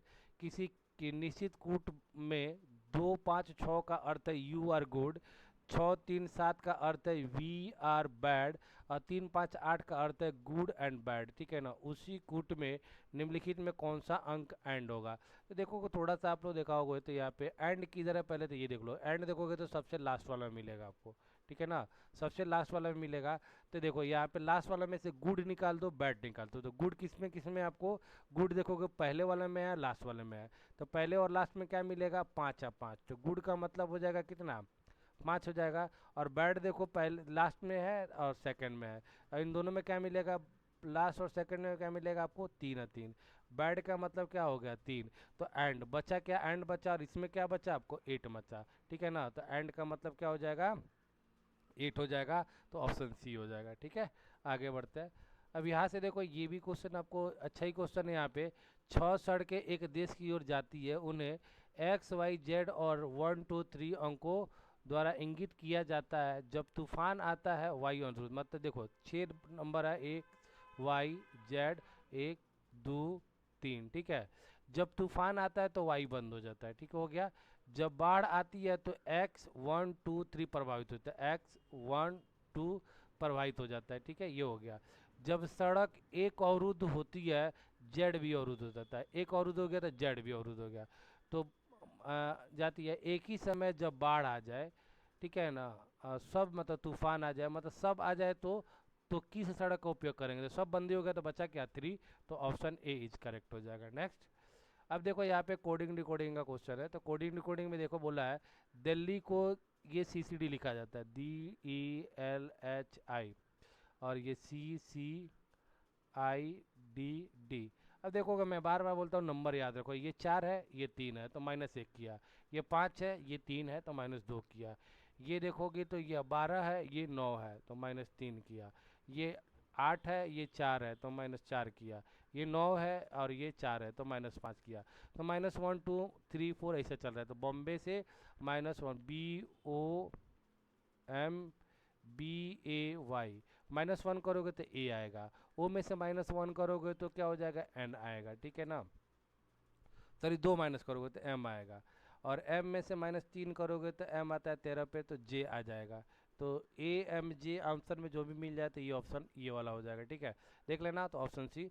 तो दोस्तों ये करेक्ट सारी चीज़ें मैंने समझा दिया। और देखो सबसे पहली बात तो मैंने पहले से क्वेश्चन कोई देखा नहीं था, जैसे आप लोग को मैंने बताया ना अप्रोच, वैसे ही मैं भी एग्जाम में बनाऊंगा उसी तरीके से। तो अगर आप लोग को अच्छा लगा तो ज़रूर आप लोग कमेंट में कमेंट करिएगा, और चैनल को लाइक सब्सक्राइब जरूर करना। Okay, thank you.